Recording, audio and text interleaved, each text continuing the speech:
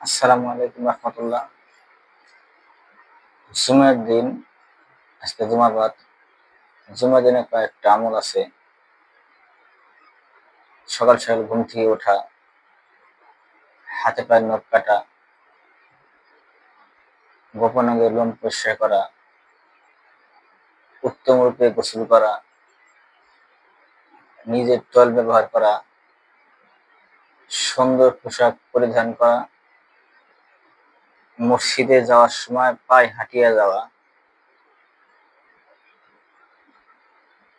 ইমাম সাহেবের কাছাকাছি বসা, মনোযোগ সহকারে খুতবা শোনা, খুতবা শোনার সময় কথা না বলা, চুপ থাকা। এই কয়েকটা আমল করলে বাদে প্রতি কদমে সে এক বছরের রোজার সওয়াব পাবে। আর হাদিসের মধ্যে আছে মোটামুটি তেমন, সে প্রতি কদমে গুনাহ মাফ হবে আর প্রতি কদমে নেকি হবে। তা আমরা নিজে ইনশাল্লাহ মসজিদে যাব, আর এই আমল সবার জন্য করবো, আর সবার জন্য কি করবো, দাওয়াত দেব। শুরু করবো তো ইনশাল্লাহ।